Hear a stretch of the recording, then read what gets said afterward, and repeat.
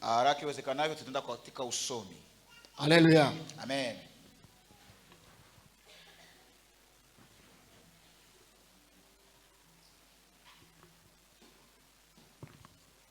Notre leçon n'a qu'un seul passage de base. Na somo letu la leo inakuwa na shairi moja ya msingi. Nous sommes dans Luc 17. Tuko katika kitabu cha Mtakatifu Luka 17. Verset 5. Mstari wake ya 5. Nous lisons au nom de Jésus. Tunasoma katika jina la Yesu. Les apôtres dirent au Seigneur, Wamitume wakamwambia Bwana, donnez-nous plus de foi. utuongezee imani. C'est la parole du Seigneur. Ili ni neno la Bwana. Alléluia. Amen. Et depuis le lundi, Tangu siku ya kwanza nous sommes en train de parler sur la foi véritable. tunazungumzia imani ya kweli. Et ce point aura juste 2 points. Na hii kichwa itakuwa na pointi mbili tu peke yake. Et le premier point, c'est la lumière générale sur la foi véritable. Tutaleta mwangaza ya kijumla kuhusu imani halisi wala ya kweli. Et le deuxième point sera tout simplement le résumé de tout ce qu'on aura développé dans cette lumière de la foi véritable. Na pointi ya pili itakuwa kujumlisha ile ukweli tulioleta kuhusu imani ya kweli. Alléluia. Amen. Si nous pouvons d'abord définir la foi, Kama tunaweza kufasiria imani, nous allons définir ça dans des mots très simples tutaizungumzia kwa haya maneno marahisi kabisa, et largement adaptés à tout niveau de compréhension. na itasaidia kila mmoja wetu kulingana na lengo lake ili aelewe. La foi, c'est quoi? Imani ni nini? C'est juste une confiance. Imani ni matumaini tu peke yake. Alléluia. Amen. Mais comme nous parlons de la Bible, Ndio tunazungumzia Biblia, la foi devient cette confiance qui reste le pilier de notre relation avec Dieu. tunasema ya kwamba imani inabakia ile mguu inaokamatisha ushirika wetu na Mungu. Alléluia. Amen. Et la Bible affiche la foi au centre de notre relation avec Dieu. Na Biblia inaweka imani katikati ya uhusiano yetu pamoja na Mungu. Et c'est ce qui fait aussi que la foi puisse être menacée Na ndio maana inasababisha ya kwamba imani ikuwe inashambuliwa kila leo de certaines interprétations tordues na katika matafsiri mabaya, dans beaucoup de défense, dans beaucoup de soutenance. katika hali ya kutetea mambo fulani. Alléluia. Amen. Et passons directement à notre premier point. Tunaenda kwa pointi yetu ya kwanza, Sur la lumière générale sur la foi véritable. mwangaza kuhusu imani ya kweli. Alléluia. Amen. Jean chapitre 1er verset 1 à 3 nous dit ceci.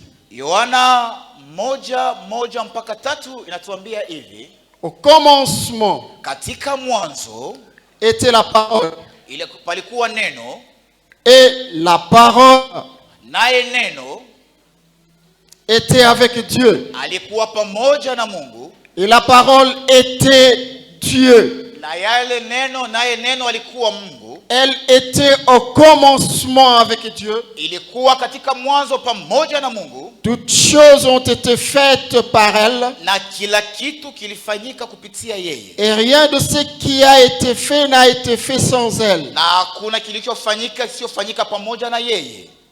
Alléluia. Amen. Ceci nous amène déjà à comprendre que Hii inatupeleka kusikia tout ce qui ne met pas le Seigneur Jésus en première position, yote siyoweka Yesu kama kipaumbele, tout ce pointi qui ya ne kwanza, place pas notre Dieu en priorité, ama Mungu yeye sio kipaumbele, ne relève pas de la foi en Dieu. haitokane na imani. Alléluia. Amen.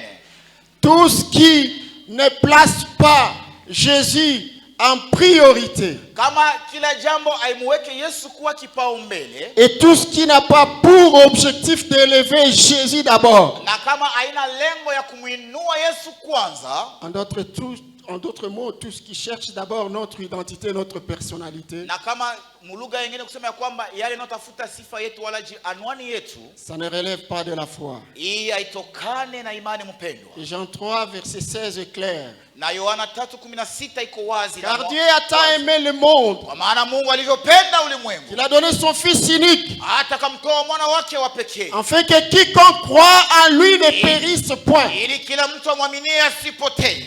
Si lui qui était Dieu a donné son Fils unique, Kama yeye aliyekuwa Mungu amemtoa si mwana wake wa lui qui pekee, est Dieu a donné tout ce qu'il avait, yeye aliyekuwa Mungu alipana yote aliyekuwa nayo, tout ce qu'il attend de nous, c'est d'abord lui. yeye anaongojea kwetu ni yeye kwanza awe kipaumbele. Alléluia. Amen. Alléluia. Amen. Vous savez, nous vivons dans une période plus cruciale de la vie. Acha niseme ya kwamba tunaishi na wakati muhimu sana katika maisha yetu. Les chevronnés, les techniciens de théologie appellent ça, font corrélation à cette période de l'église de Laodicée. Na wateolojia na watafiti wengine wanasema kwamba hii wakati ni kama wakati wa kanisa la Laodikia. Une période pendant laquelle la recherche de confort et la réaffirmation de nous-mêmes Wakati watu wanatafuta mali na kutafuta nao wapate majina na macheo fulani fulani, prime sur la recherche ou la nécessité de la qualité de notre relation avec Dieu. inavutia sana kushindia uhusiano bora wetu katikati yetu na Mungu. Nous avons tout pour tout avoir, Tuko na yote juu tupate yote, pour notre plaisir, ili tujifurahishe sisi wenyewe, au lieu de faire tout, de nous motiver d'abord pour chercher notre relation avec Dieu. na tufanye jambo lolote ili tutafute kuboresha uhusiano wetu pamoja na Mungu. Nous savons nous donner à tout, Tunajua kujitoa kwa kila kitu. à tout, de tous les efforts, Tunaweka nguvu yetu yote kabisa pour avoir tout ce qui nous plaît, ili tupate yote taburudisha na kufurahisha moyo wetu, sauf tout nous donner pour améliorer notre relation avec Dieu. lakini yale mambo yote tunayogombania haitusaidie kuboresha uhusiano wetu pamoja na Mungu. Et c'est sur cette époque que Jésus a eu beaucoup d'inquiétudes. Na ni kupitia hii njia ndio Yesu alikuwa na maswali mengi sana. Il voyait déjà une grande crise. Aliona watu katika shida kubwa kabisa. C'est pourquoi en Luc 18, verset 10, il dit, quand le Fils de l'homme reviendra, trouvera-t-il la foi? Na ndio maana katika Luka 18 anasema kwamba je, wakati mwana wa Adamu atakuja atakutana imani? Il ne s'était pas inquiété de la crise de masse dans les assemblées. Hakujali ukosefu katika mikutano, Il hapana. ne s'était pas inquiété de la crise de prière. Akuogopea ukosefu wa maombi, hapana. Mais il voyait déjà une crise de la foi. Aliona ukosefu wala kupungukiwa imani. Vous savez ce qui fait mal pendant ces temps? Unajua inaouma katika wakati hii, Ce n'est pas ce qui s'élève en face de nous, haiko ile inayoshimama mbele yetu, mais notre attention, l'évaluation de notre relation avec Dieu, c'est ce qui fait un problème. shida ni kwamba ni namna gani tunaona uhusiano wetu sisi pamoja na Mungu. Et c'est ce que j'avais vu de formidable dans les disciples. Na ndio maana niliona ya muhimu sana katika maisha ya watu. Ils ont vu qu'ils avaient un problème. Waliona ya kwamba wana shida. Ils ont évalué. Wakaangalia, wakatazama. Ils ont conclu. Wakasema. Et ils sont passés à l'action. Na wakaenda kwenye tendo. La seule solution, jibu moja, il faut aller chez Jésus. inabidi kumwendea Yesu. Qu'il nous ajoute ce que nous manquons. Atuongezee yale tunaokosa. Alléluia. Amen. Alléluia. Amen. Et cet aspect, na hii kitu nous met en face de deux principes. Imetuweka mbele ya kanuni mbili. Alléluia. Amen. Nous devons avoir à l'esprit ces deux principes. Inabidi tuwe na katika akili yetu hii kanuni mbili. Nous avons premièrement, Tunakuwa na jambo ya kwanza. comme il est impossible d'être agréable à Dieu Kama njizi haviwezekane kumpendeza Mungu sans la foi, bila imani, de la même manière que c'est un mensonge d'être un culte sans la foi. kadhalika ni uongo kusema mimi ni ibada bila imani. Or, notre thème de l'année, c'est être un culte pour Dieu. Le mada yetu katika mwaka huu ni kukua ibada kwa Mungu. Alléluia. Amen. Or, pour être agréable à Dieu, il faut avoir la foi. Ili umpendeze Mungu inakubidi kuwa na Et de imani. la même manière, pour être un culte pour Dieu, c'est d'abord la foi. Ili uwe ibada kwa ajili ya Mungu ni kuwa na imani Ça, kwanza. c'est la première des choses. Hii ni kitu cha kwanza La uizingatie mpendwa. deuxième des choses, Kitu cha pili mpendwa, aimer Dieu, kumpenda Mungu, avoir la foi en Dieu kuwa na imani katika et Mungu obéir à Dieu na kumtii Mungu sont trois choses inséparables. ni mambo matatu isiyoachana. Sont trois positions de nos corps qu'on ne peut pas Ni séparer. uhakika tatu ya mioyo yetu hatuwezi kuachanisha wala kutenganisha. On ne peut pas dire qu'on aime Dieu lorsqu'on n'a pas la foi en lui. Hawezi sema ya kwamba unampenda Mungu kama una Et imani. on ne peut pas dire qu'on a la foi en lui lorsqu'on ne l'obéit pas. Hawezi sema kama una imani kama umpendi Mungu, hapana. Ces trois choses sont inséparables Hii mambo matatu haziachani wala parce zitenganisha. qu'à leur origine, Katika mwanzoni wala katika misingi yake ils déterminent la connaissance de Dieu. inaonesha ujuzi wa Mungu, Et à leurs conséquences, na matokeo yake ils précisent servir Dieu. inaonesha namna gani kumtumikia Mungu. Servir Dieu, ce n'est pas prêcher. Kumtumikia Mungu sio Servir kuhubiri, Dieu, ce n'est pas faire tout ce que nous faisons. sio kufanya yale mambo yote tunaofanya. Servir Dieu signifie aimer Dieu. Kumtumikia Mungu maana yake Que les gens kumpenda voient Mungu. en vous que tu aimes Dieu. Inabidi umpende Mungu. Alléluia. Amen. Alléluia. Amen. Vous savez, Unajua si l'obéissance kama utiifu, ne cesse pas d'être un fardeau kama inakuwa kama mzigo pour devenir un plaisir, ili kuwe kitu cha kujifurahisha, ça ne veut rien dire devant Dieu. ayasema kitu mbele ya Mungu, Ça n'impressionnera jamais Dieu. haitamshtua Mungu wala kumogopesha. Il faut que l'obéissance cesse d'être un fardeau Kusema kwamba utiifu isiwe kama mambo ya kushurutishwa wala kama mzigo wanakutua wala umekutwika. Voilà. Lorsque l'obéissance cesse d'être un fardeau pour devenir un plaisir, Kama utiifu unaikamata kama jambo ya kujifurahisha wala jambo unayofurahia bila c'est kushurutishwa, ça l'obéissance qui impressionne Dieu. na ile ni utiifu inamshtua Mungu. Voilà pourquoi David disait, Na maana Daudi atasema hivi, j'ai de la joie quand on me dit d'aller dans la maison de l'Éternel. inakuwa katika furaha wanaponiambia niendeni nyumbani Ce mwa Bwana. n'était plus pour une pression. Haiko kwa kushurutishwa na kwa Ce kukwaza, n'était plus pour un fardeau quelconque. haiko mzigo wanamuvika, hapana. Être devant Dieu doit devenir un plaisir. Acha tuseme ya kwamba kuwa mbele ya Mungu ni kama jambo Écouter ya la furaha. parole de Dieu doit devenir un plaisir. Kusikiliza neno la Mungu ni jambo la furaha kabisa. Venir devant Dieu doit devenir un plaisir. Acha niseme ya kwamba unapokuja mbele za Mungu ni jambo la furaha mpendwa. Voilà à ce niveau que notre service va plaire à Dieu. Na ni hapa sasa ndio kazi yetu itamfurahisha Mungu mpendwa. Alléluia. Amen.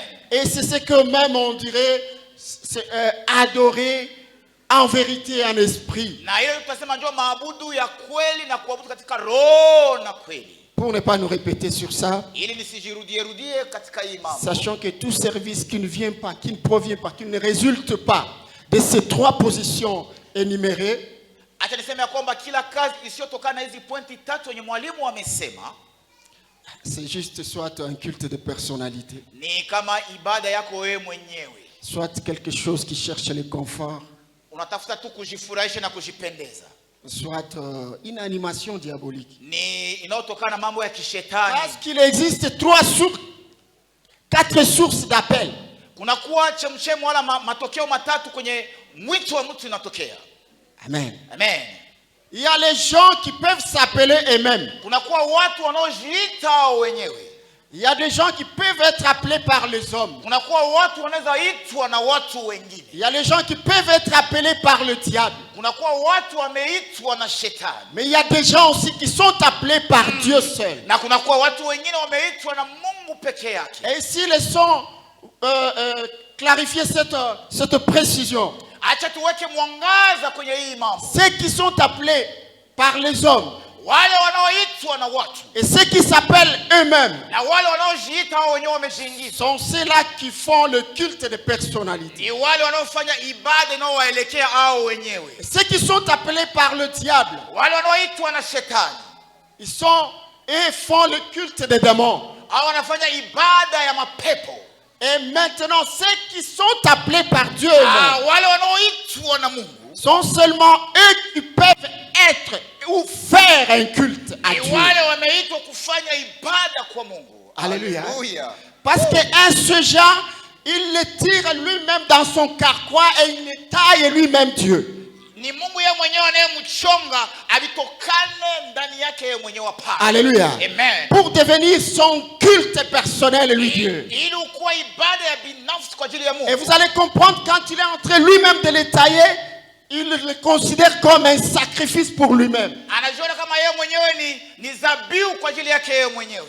Alléluia. Amen. Alléluia. Amen. Vous savez, le mot sacrifice, Niseme kwamba neno dhabihu, sacrificateur, wala kuhani, sacrilège, wala kitu kinachokatazwa, sont des mots qui riment. ni mambo inayokuwa na msauti moja. Ah, alléluia. Hein? Amen. Mais ces rimes veulent seulement nous faire voir quoi?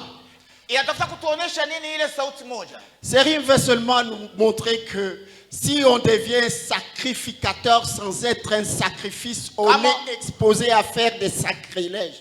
Ni kusema hivi, kama wewe unakuwa kuhani bila dhabihu utafanya mambo isiyowezekana wala mambo yanayokatazwa. Et là j'ai adouci, on est exposé à faire des sacrilèges. J'ai adouci parce que je suis humain.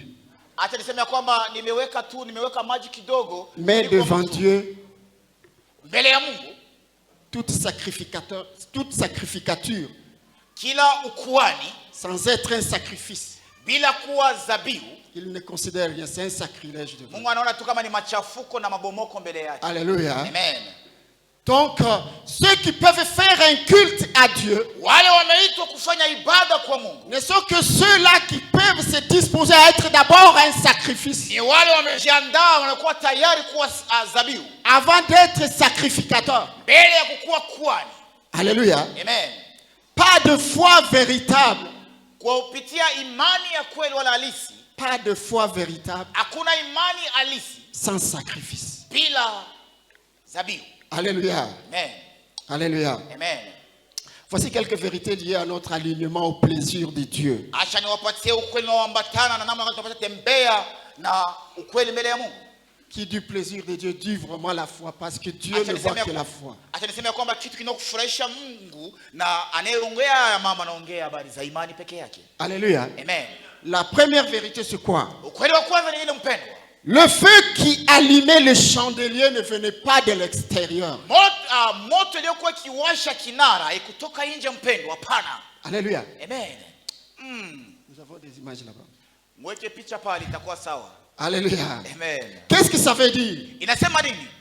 Dans la vie de foi véritable, katika maisha ya imani halisi wala ya kweli, le Saint-Esprit est en nous le signe de l'acceptation avant d'être le signe de la production des œuvres de Dieu. Roho Mtakatifu analeta ndani mwetu alama ya makubaliko kuliko kuleta alama. Il est d'abord le Saint-Esprit pour nous, Roho Mtakatifu kwetu, à nous, ndani mwetu, et d'abord ya kwanza iko le signe que nous sommes acceptés par Dieu, anaonesha ya kwamba kama tumekubalika na Mungu, avant d'être une force mbele ya kukuwa nguvu de production des miracles ou des œuvres de Dieu. mbele ya kukuwa nguvu ya kutoa miujiza kwa En ajili ya d'autres Mungu. mots, Lugha nyingine mpendwa, la priorité pour nous, ce n'est pas de faire les œuvres de Dieu, kwetu kipaumbele sio kufanya kazi za Mungu, mais hapana. d'être d'abord accepté par Dieu. Kukubalika kwanza na Mungu ndio jambo kipaumbele ya kwanza kwetu. Alléluia. Amen. Alléluia. Amen. Nous pouvons lire ça dans Ephésiens 1, verset 13. Tunaweza soma katika Waefeso 1:13. Et Ephésiens 4, verset 30. Ile Waefeso 3:13. Alléluia. Amen. On pourra lire à la maison peut-être. Tutasoma nyumbani. Ça c'est le point 1 du point 1. Alléluia. Hii ni pointi ya kwanza ya pointi wa kwanza. Et le point B. Pointi ya pili. Dieu ne nous juge pas sur les services rendus. Mungu atutazame kupitia kazi tunaofanya. Dieu nous juge sur la position de nos cœurs envers lui dans tous les services que nous rendons à lui. Mungu uangalia kwanza namna ya moyo wetu kulingana kazi yote tunamfanyizia. Alléluia. Amen. Les services, quelle que soit l'intensité de nos services, Ça n'impressionne pas Dieu lorsque notre reddition n'est pas complète devant lui. Acha niseme ya kwamba kufanya kazi kwetu amshtue Mungu kama uhusiano wetu ya kuwa sawa. Et laissez-moi revenir à ce qu'on a dit par rapport au chandelier. Acha niseme ya kwamba kuhusu ile mambo iliyozungumzia kuhusu kinara. Comment s'allumer le chandelier dans le lieu saint? Namna gani kinara kimewaka katika pahali patakatifu? Il fallait d'abord qu'il y ait un holocauste complet. Ilibidi kuwe sadaka yenye kuenea. Que l'offrande soit entièrement consumée. Sadaka iungue yote kabisa. Jusqu'à plaire Dieu. Mpaka imfurahishe. Et Dieu faisait descendre ton feu dans le chandelier. Mungu alikuwa akishusha moto yake kwenye kinara. Pour allumer le chandelier. Ili awashe kinara. Et rappelez-vous, lorsqu'on nous avait parlé du chandelier, kumbuka tulipozungumzia kinara. C'est l'image de cet esprit de Dieu. Ilikuwa picha ya roho saba. Et si je veux juste rappeler votre attention sur un des esprits que nous avons vu ensemble. C'est l'esprit de sagesse. Alléluia. Amen. Quand cet esprit de sagesse qui est allumé par Dieu en nous, dans notre âme, nous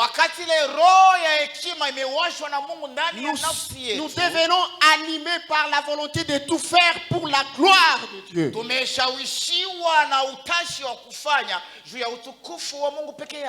Alléluia. Amen. Alléluia. Amen. Donc ceux qui ont la véritable foi, leur première volonté, leur premier plaisir, c'est de faire la volonté de Dieu.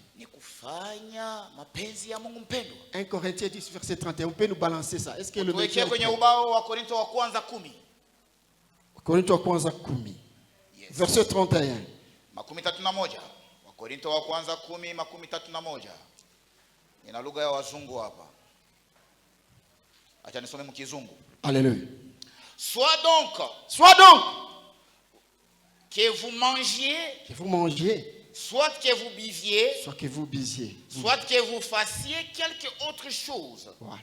Faites tout pour la gloire de Dieu. Amen.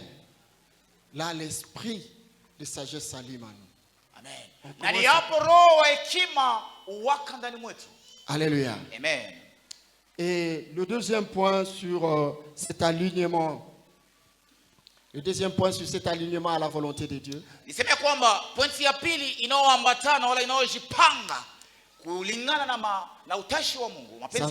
Sachant que Jésus n'est pas venu pour nous amener au ciel ou pour nous faire éviter l'enfer. Na tukielewa ya kwamba Yesu akukuja juu atuepushe na kuzimu wala kutupeleka mbinguni. Retenons que Jésus n'est pas venu au monde pour nous amener au ciel ni pour nous éviter l'enfer. Yesu akukuja duniani ili atupeleke mbinguni ili wala atuepushe na kuzimu. Alléluia. Amen. Alléluia. Amen. Il n'y a pas la prolifération de plantations de café juste pour avoir le café en poudre que nous payons dans des supermarchés. Non. Hakuna wingi wa shamba za kahawa ili kuuza kahawa katika vyumba vya biashara. La mission primordiale du café, c'est d'extraire la caféine qui est élément essentiel dans l'industrie pharmaceutique. Kazi ya kuweka zile mashamba za kahawa ni ili watoshe ile wanaita mlugha wa kizungu kafeine ili tusaidie kwenda katika tunze afya yetu katika mafarmasi. Et dans le système des analyses des aliments, il est dit ceci: lorsqu'un déchet conserve encore des valeurs nutritionnelles, wakati uchafu inakuwa na mambo fulani ya kusaidia kwa afya, on ne va pas l'appeler déchet, hawezi kuita uchafu, on va l'appeler dérivé. Wanasema kitu kinotokea. Alléluia. Amen. Donc vos cafés là-bas, ce ne sont pas des déchets, mais ce sont des dérivés du café parce qu'ils conservent encore une valeur nutritionnelle utile pour nous. Alléluia.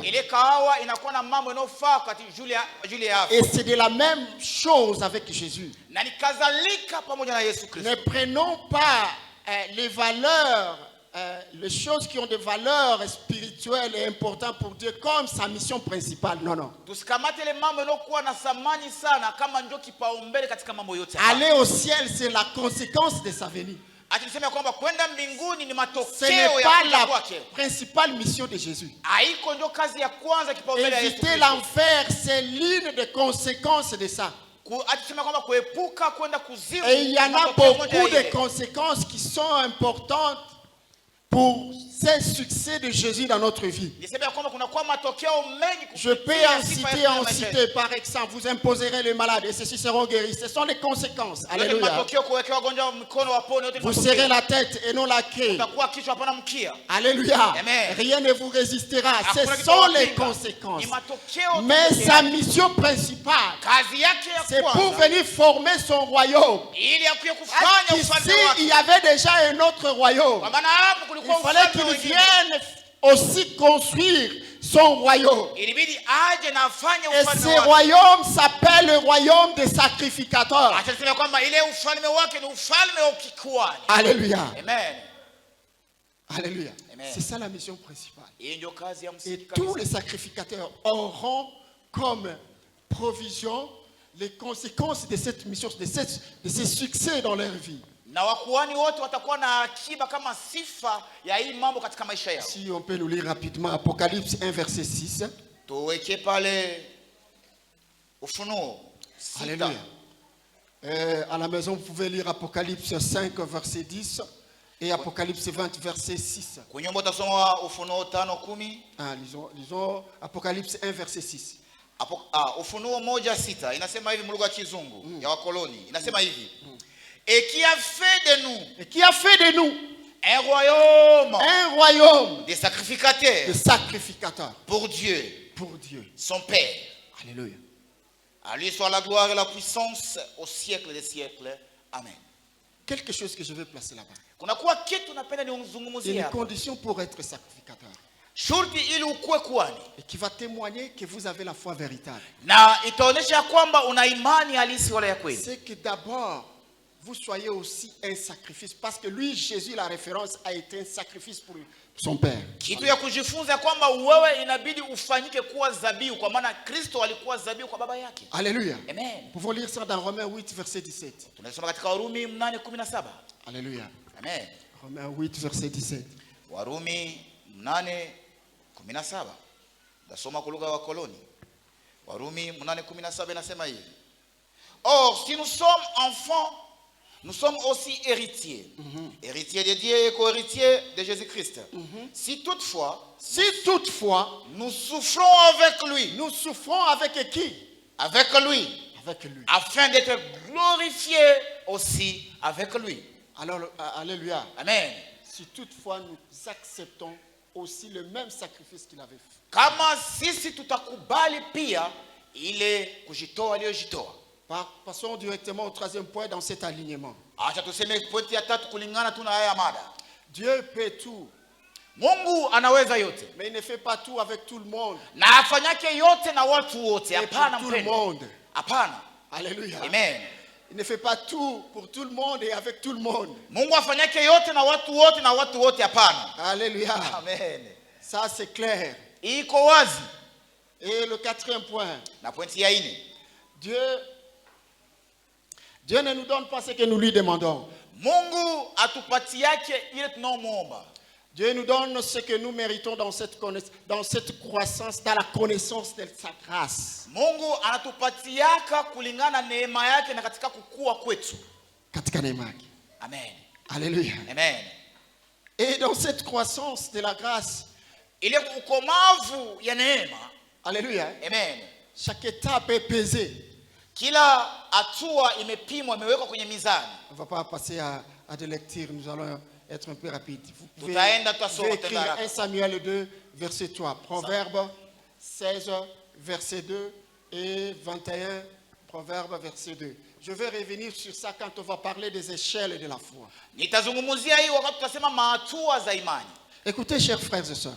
Dada kaka mama dada usikia. Quand Jésus avait crié à la croix, Wakati Yesu alilalamika msalabani, il a fait un cri qui reste un cri extraordinaire et qui n'a jamais été fait par quelqu'un d'autre. alilalamika yenye milalamikio yake hakuya kuwa mwanadamu yeyote aliyoifanya Il mpaka a leo. fait, ce cri s'appelle Tout est accompli. Alilia kwamba baba yote yametimilika. Et dans les langages, dans la langue hébraïque, on va appeler Telestai. Katika lugha ya Kiebrania ni ile mwalimu amesema pale. Et une précision importante que nous devons connaître aujourd'hui que ces cris n'étaient pas un cri d'ordre évangélique ou théologique. Haikukuwa kulalamika ya kiteolojia wala ya kupasha injili, hapana. Ces cris étaient dans une dimension financière, judiciaire et militaire. Ilikuwa katika hali ya kijeshi, ya kiserikali na ya judiciaire, tutasema hiyo ya kisheria. Mimi nafika ndiko wakule hata. Ndio. Alléluia. Amen. Un financier, pourquoi? Parce qu'il a tout payé. Kwa maana amelipa kila kitu. Ça veut dire qu'il a tout payé pour nous à la croix. Amelipa yote kwetu msalabani. Judiciaire, ça veut dire que nous n'avons plus d'accusation. Inayoambatana na haki, hatuna tena mastaki juu yetu. Et le langage militaire, ça veut dire que il a tout vaincu. Katika lugha ya kijeshi kusema kwamba yeye ameshinda yote. Alléluia. Amen. Et c'est ici je vais placer quelque chose de très important au sujet du Saint-Esprit. L'effusion du Saint-Esprit n'a pas pour mandat de venir nous montrer beaucoup de langues qui se trouvent au ciel.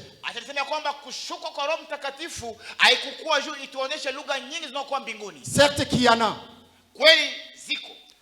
Mais le premier objectif de l'effusion du Saint-Esprit pour nous, c'est pour nous annoncer kazi ya kwanza ya kushuka Roho Mtakatifu ilikuwa je itutangazie que il a tout fait pour nous. Alifanya yote kwa ajili yetu. Nous avons maintenant l'accès au lieu de saint de saints. Tunakuwa na mlango wazi katika mahali ya watakatifu wa watakatifu. Où nous pouvons jouir de toutes les bénédictions spirituelles en lui Jésus-Christ. Ça c'est ili tufaidike na baraka zote za kiroho kupitia yeye Yesu Kristo. Alléluia. Amen. C'est pour nous convaincre que notre ennemi n'a plus le pouvoir sur nous. Et lorsque vous priez, et chaque fois que nous prions, ce n'est plus pour la victoire, mais dans la victoire. Alléluia. Amen. Alléluia. Amen. Nous sommes baptisés une seule fois par le Saint-Esprit. Nous avons besoin d'être remplis chaque jour du Saint-Esprit. Pour que cette vérité soit notre vie à nous. Pour que nous puissions nous approprier cette vérité réalisée à la croix par Jésus-Christ. Que ça soit notre vie. Et c'est ça la foi. C'est ça la marche dans la foi véritable. Lorsque ce qui fait à la croix devient la conviction de notre vie quotidienne, cet homme marche dans la foi. Alléluia. C'est ici que ceux qui sont dans la foi véritable se réjouissent seulement de la grâce. Cette grâce qui produit dans nous une joie extraordinaire de ce que Jésus-Christ a fait à la croix pour nous.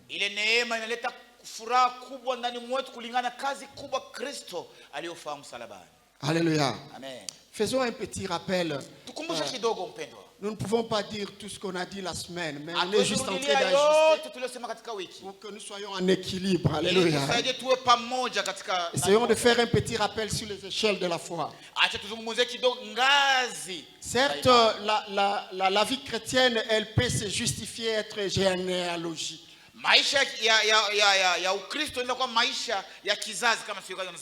C'est fondé, c'est justifié parce que nous ne sommes pas là seulement de nous-mêmes. Il y a des gens qui ont mis quelque chose, même si ça peut avoir un retard, mais il y a nos parents qui ont fait quelque chose pour nous.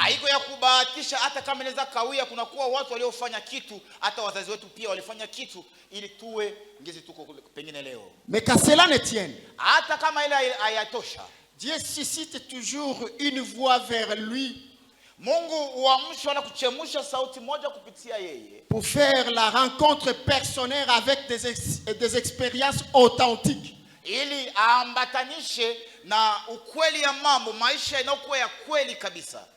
Faire une expérience authentique, personnelle. Vous savez, Dieu n'a pas besoin d'être appelé le Dieu d'Abraham, le Dieu d'Isaac. C'est bon, ce sont des patriarches, nous les devons. Dieu a besoin d'être appelé mon Dieu. ajali sana kuita Mungu wa Abrahamu, wa Isaka. Mungu C'est ce qui fait qu'il va toujours, peu importe ta généalogie, il doit te soumettre toujours à une expérience authentique. Haijali kizazi kwa umetokea, Mungu atakupitisha katika maisha umuelewe yeye mwenyewe kabisa. Alléluia. Amen. Alléluia. Amen. Et alors rapidement dans ces échelles-là, la première échelle de la foi, le premier niveau de la foi, c'est lorsque d'abord Dieu va vous permettre d'être au bout de tout. Ngazi ya kwanza ya imani, Mungu ataruhusu upungukiwe na kila kitu. Que tu sois face à un mur qu'on ne peut pas traverser. Ukuwe mbele ya kibambazi yenye hawezi kuvuka. Fatigué. Uchoke kabisa. Alléluia. Sans aucune force. Bila nguvu kabisa yote. Et là tu commences à dire je veux chercher Dieu. Na hapo utaanza sema inabidi nimtafute Mungu. C'est ça le premier niveau de la foi. Hiyo ndio ngazi ya kwanza ya imani. Le deuxième niveau de la foi, lorsque tu vas vers Dieu, tu commences à recourir à la prière. Ngazi ya pili ya imani ni wakati unamwendea Mungu, unaanza unakimbilia maombi. Alléluia. Amen. Bartimée qui dit fils de David. Bartimée anasema kwamba mwana wa Daudi. Alléluia, il commence à crier. Anaanza lalamika kulia. Le troisième niveau, c'est un niveau très important. Ngazi ya tatu ni ngazi muhimu sana. Alléluia. Amen. Dieu te pousse à commencer à obéir sans comprendre, sans te poser des questions. Mungu anakusukuma uanze kuwa na utiifu bila kujiswali kama Dieu nini. n'aime pas beaucoup de contrôle. Alléluia. Dieu n'aime pas beaucoup de contrôle. Mungu hapendi kuchunguza sana hapana. Faire des choses avec c'est comme si tu faisais l'arithmétique des équations, non. Ni kama umefanya mahesabu hapana. Alléluia. Amen. Nous voulons tous comprendre pourquoi la table se tient debout seulement avec 4 pattes. Inabidi wakati fulani tunajiuliza kwa nini meza imeshimama na miguu 4 wala 4.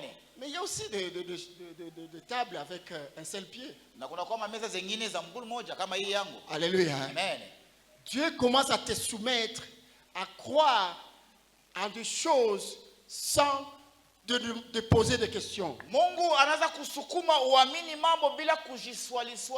Tout ça pourquoi? Pour te ramener à compter seulement sur l'ainsi dit l'Éternel. Ili tu utegemee asema Bwana peke yake. Tu n'es pas là parce que tu es le plus propre du monde. Haiko juu wewe ni mrembo wala msafi duniani yote mzima hapana. Amen. Tu n'es pas là parce que tu as tous les savants possibles du monde. Haiko pale juu una ujuzi wala mambo makubwa katika. Je l'ai toujours dit ici que Covid a amené les gens qui ne peuvent pas se laver l'eau que moi je trouve propre pour boire. Magonjwa ya Covid ilisukuma watu wakunye maji, si vile mwalimu. Wakunye maji yenye pengine wangelikunyaka mbele.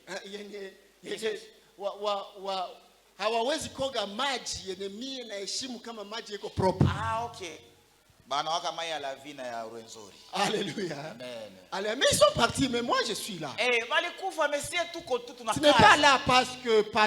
Haiko pale juu kwa mrembo wala una mali hapana. Seulement parce que Dieu a dit que tu sois. Alléluia. Kwa maana Mungu amesema wewe uko ndio maana uko.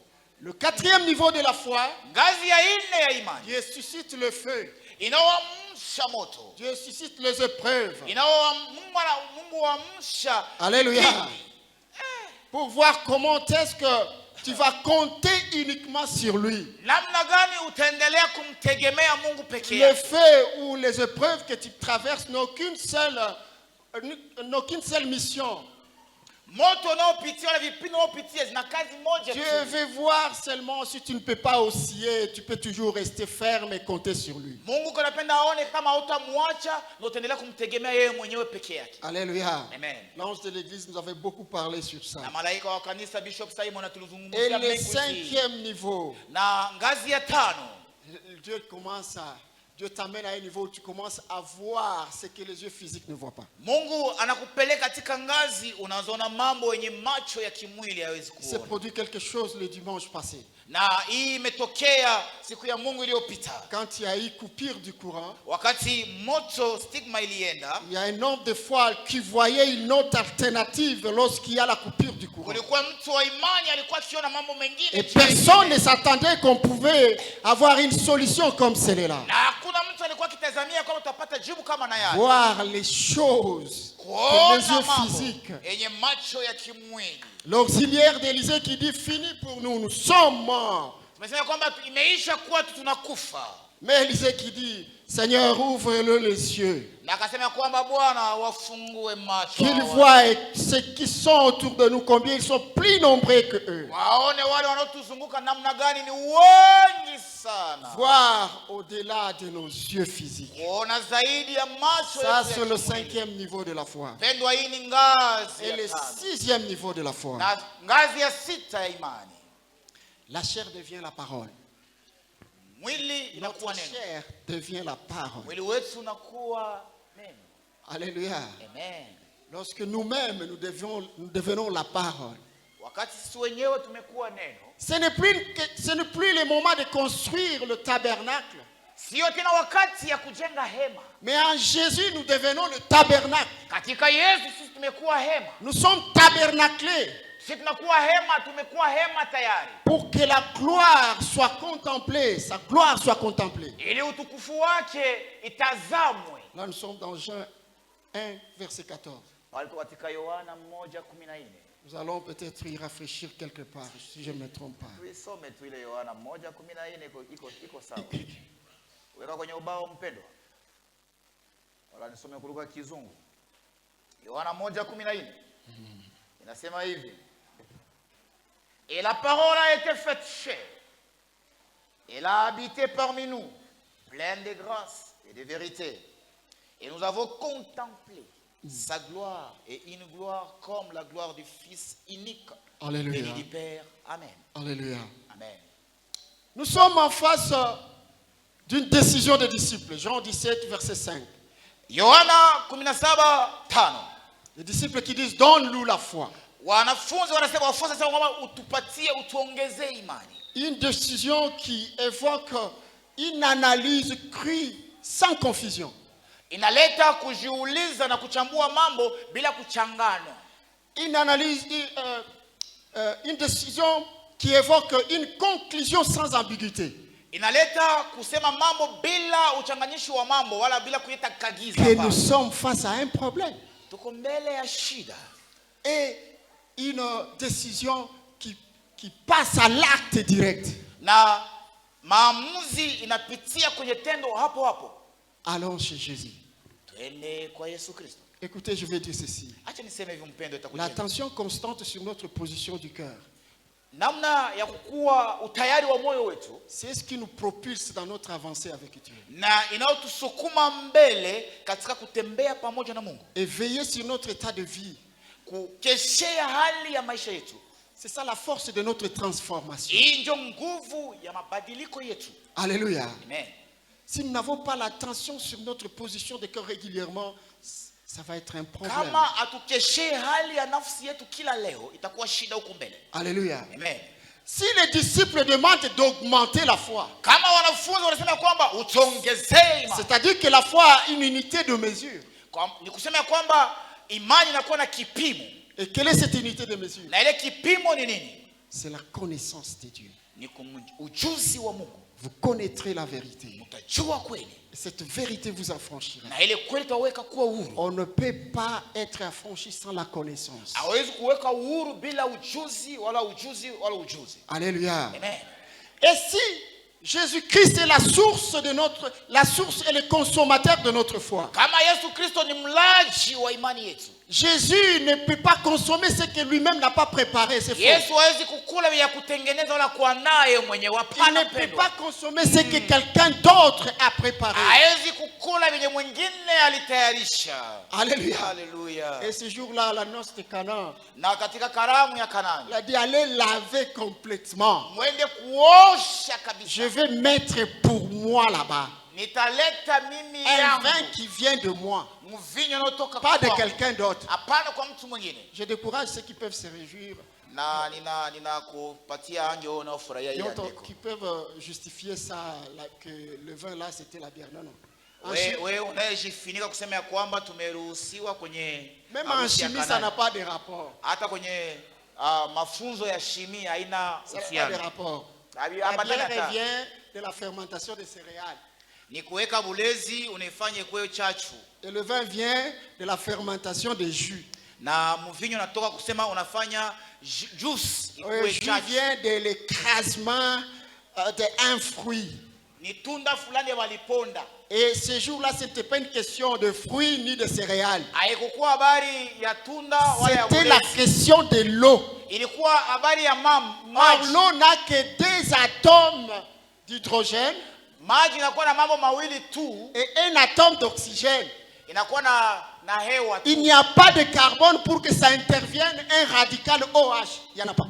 Haiko ngizi mwalimu amesema pale. Il faut un C. Inabidi kukuwe se. Donc ça n'a rien à voir. Viambatano unapendaka unajifinikaka pale. Leo tunakufichua. C'est sa puissance seule. Ni nguvu yake peke yake. Alléluia. Usijifinikake tena na ile andiko mpendo. Tushangilie Bwana Yesu. Mwalimu asante sana.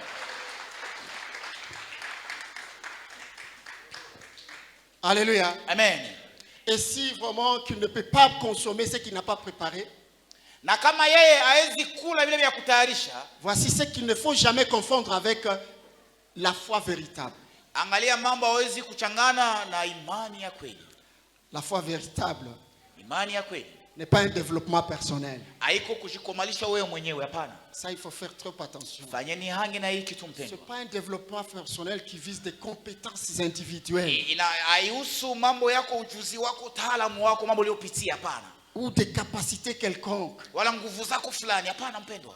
Ce n'est pas non plus une aspiration du cœur à des forces personnelles. Haiko ile kutamani kwa moyo kwa nguvu ya Non, kibinafsi, ça, hapana. c'est pas la foi. Hii sio imani Ça, c'est mpendwa. pas la foi véritable. Hii sio imani kabisa ya Deux, kweli. la foi véritable n'est pas une étape psychologique intense ou une performance humaine Haiko hali ya kisaikolojia wala kukua utaalamu ya ujuzi à mesure de plier les réalités de nos vies à notre propre guise. Non. ili uambatanishe mambo tuliyopitia kwa utashi wetu, hapana. Alléluia. Amen. La foi véritable Imani ya kweli n'est pas une capacité accrue de manifester le miracle. haiko nguvu ya kuonesha kwa nje miujiza. J'ai eu à être quelque part dans un atelier. Niliitwa katika mafunzo fulani, Alors, je suis dans ma chambre. niko kwenye chumba yangu, J'ouvre directement, j'ouvre la télé. nimewasha TV. C'était une chaîne évangélique. Ilikuwa channel ya kiinjili. Et carrément, je vois un monsieur, un grand évangéliste. Nimeona mhubiri mkubwa, mwinjilisti mkubwa kabisa. Bon, moi, j'appellerais qu'il était en train de faire les démonstrations parce que je n'ai rien lu d'évangile. Sikuona habari ya injili alikuwa anafanya, nilikuwa nanisha katika Il dit, wazi. amène-moi une chaise ici. Letee kiti hapa. Akisema Alléluia. hivyo. Il s'assoit sur cette chaise-là. Amekaa kwenye ile kiti.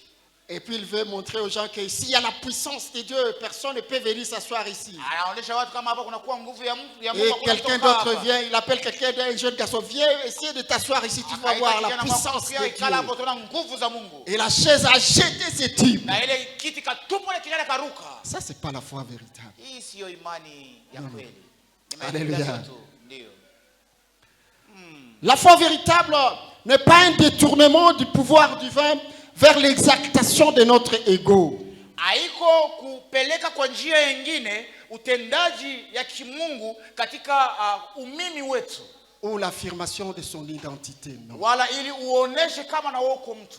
Laissez-moi résumer un peu tout ce que je viens de dire. depuis le début. Acha nijumlishe kwa pamoja yote nimeongea, Constitue notre deuxième point. ili tusemee point yetu ya pili.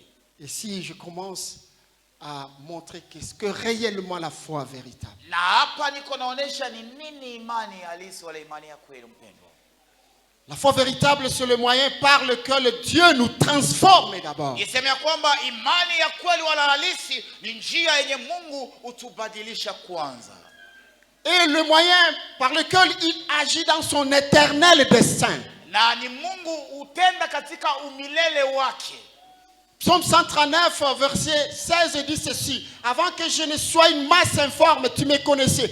Anasema kwamba Zaburi ya 139 anasema kwamba wakati nilikuwa sina umbo wewe ulikuwa umenijua. Et tout était écrit sur ton livre de vie avant qu'un seul jour ne soit. alisema kwamba na yote ilikuwa ikiandikwa kwenye kitabu yako ya uzima hata kama siku moja ya kuwa. Ça voudrait dire que la foi c'est quelque chose que Dieu nous donne pour que son dessein se réalise sur nous. D'abord kwamba imani ni kitu kile Mungu ametupatia ili mapenzi yake na mpango wake utimilike. Quelque chose qui va nous ramener dans sa voie pour que son dessein, son plan se réalise sur nous. Kitu kitatupeleka kwenye njia yake ili mpango wake utimilike ndani mwetu. S'il n'y a pas la reddition totale, il n'y a pas la foi. Kama kuyakuwa hali ya kujikana, kuyakuwa imani. Kujitoa. Asante mwalimu. Alléluia. Amen. Deuxième point. Point ya pili. La foi véritable ne se mesure pas de ce que nous pouvons faire d'elle. Imani halisi wala ya kweli haipimwe na mambo tunaweza fanya pamoja nayo. Alléluia. Je ne sais pas si. La foi véritable ne se mesure pas de ce que vous pouvez utiliser de cette foi pour vous. Haipimwe na ile tunatumikisha kwa ile imani kwa ajili yetu sisi wenyewe. La foi véritable se mesure de ce qu'elle nous amène à la volonté de Dieu. Inatuonesha namna gani inaweza kutupeleka kwa mapenzi ya Mungu. De ce qu'elle fait nous devenir des êtres humbles. Inatufanya tuwe watu wavumilivu wa kujishusha devant la puissante main de Dieu. Mbele ya mkono wa nguvu wa Mungu. Les hommes qui connaissent Dieu. Watu wanaomjua Mungu. Les hommes qui aiment Dieu. Watu wanaompenda Mungu. Les hommes qui ont foi en Dieu. Watu wanaokuwa na imani ndani ya Mungu. Qui sont obéissants à Dieu. Watu wanaomtii Mungu. Leur première caractéristique c'est l'humilité. Hali yao ya kwanza ni hali ya kujishusha. Alléluia. Amen. Alléluia. Amen. Humiliez-vous sous la main puissante de Dieu pour qu'il vous élève autant comment? Convenable. Parce que c'est lui qui connaît le meilleur temps pour vous. Yeah. C'est lui qui connaît le temps qui nous convient, nous. Alléluia. Amen. Alléluia. Amen.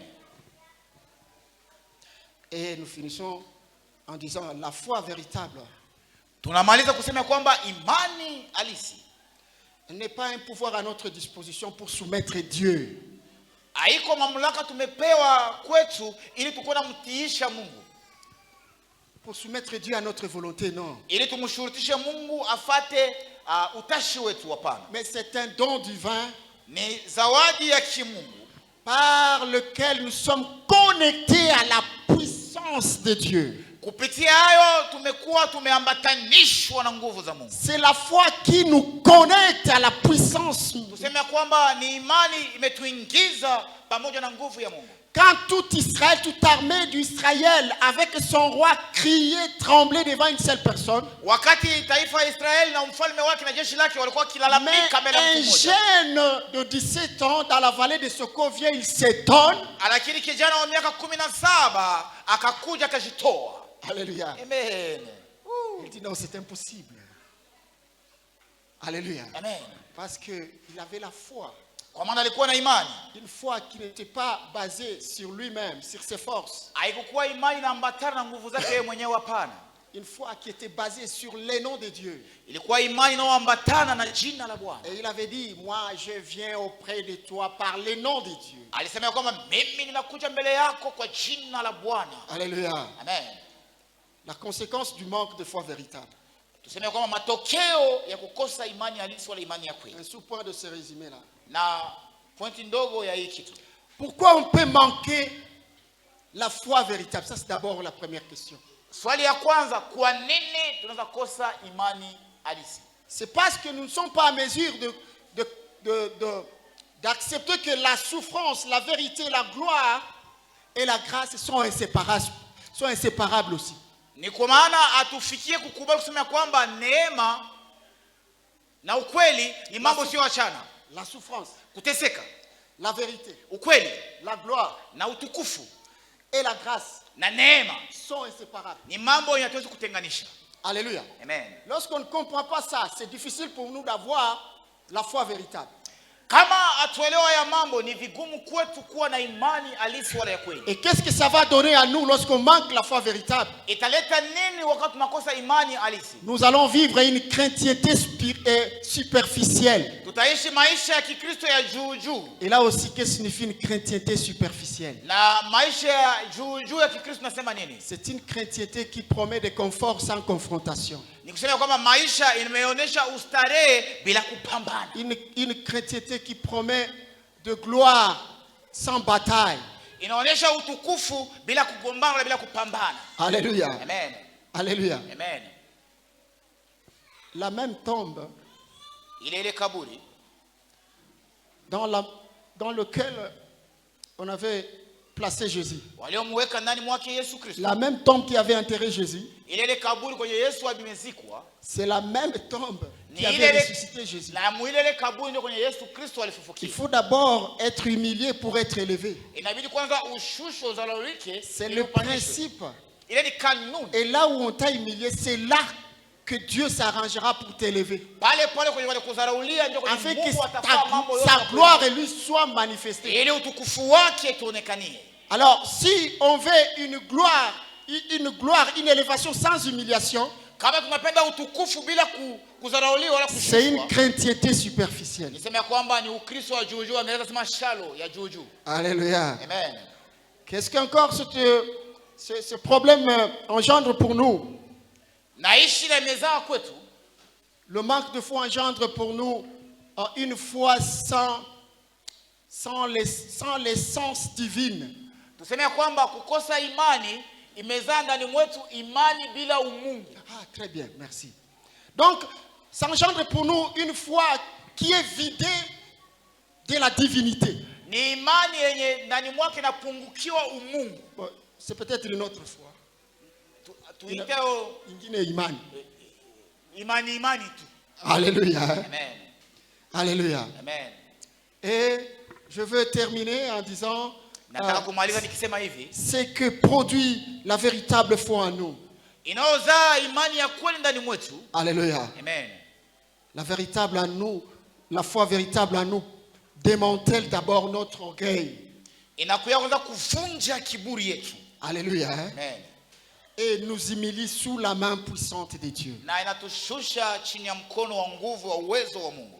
Et la deuxième chose qui produit la foi véritable en nous, Na kitu kia pili kinaleta imani ya kweli ndani mwetu, elle nous détourne de l'idolâtrie de nous-mêmes inatutosha kujiabudu sisi wenyewe. pour nous plonger dans l'adoration du seul Dieu qui est digne. Ili ituingize kinaganaga katika Mungu yeye anayestahili. Alléluia. Amen. Laissez-moi conclure maintenant. Acha sasa nifunge somo langu leo. Hébreux 11, verset 1er. Waebrania 11 mstari wake wa Il kwanza. est écrit ceci. Imesema hivi, Papa Baraka. La foi est une ferme assurance. Imani ni uhakika. Est une ferme assurance de choses qu'on espère. Ni uhakika wa mambo tunayotamania. Là, nous sommes au 3e niveau de la foi. Pale tunakuwa katika ngazi ya 3 ya imani, Swahili. Donc Dieu nous amène dans une obéissance sans se poser de questions. Mungu ametusukuma katika utiifu bila kujiswali swali. Avec fermeté. Na uhakika asante. Ça c'est le premier point. Hii ni pointi ya kwanza. La face B de ce passage. Na kitu kia pili ya hii andiko. Alléluia. C'est la démonstration de choses qu'on ne voit pas. Ni kuonesha kwa mambo tusiyoyaona. Là nous sommes au 5e niveau. Tunakuwa kwa hatua ya 5. Commencez à voir les choses que les yeux physiques ne voient pas. Tuanza kuona mambo yenye macho ya kimwili. Et arriver à les démontrer que cela est vrai. Na kusema kwamba hii ni kweli. Et là, entre le 3e point, le 3e niveau de la foi et le 5e niveau, il y a le 4e niveau. Kati ya pointi ya 3 na pointi ya 5. Pour passer du 3e niveau au 5e niveau, il faut les épreuves pour témoigner cette assurance, cette fermeté en Dieu. Ili utoke kwa ngazi ya 3 urue ngazi ya 5, inabidi upitie vipindi ili uoneshe msimamo wako kwa Mungu. Jusque là ce n'est pas tout. Na hapo yatosha. Nous allons passer maintenant au niveau qui constitue l'idéal de Dieu. Na tutafika kungazi yenye kwenye Mungu iko natungoje. C'est le 6e niveau. Ni hatua ya 6 mpendwa. C'est ça, Jean 1, verset 14. Na ni ile Yohana 1:14. La Bible dit ceci. Biblia inasema hivyo Et mpendwa. la parole a été faite chair et elle a habité à nous. On nous dit là, est-ce que nos aînés? Inasema kwamba naye neno alifanyika mwili na akakaa kwetu. C'est-à-dire planté. Akakaa kwetu. Alléluia.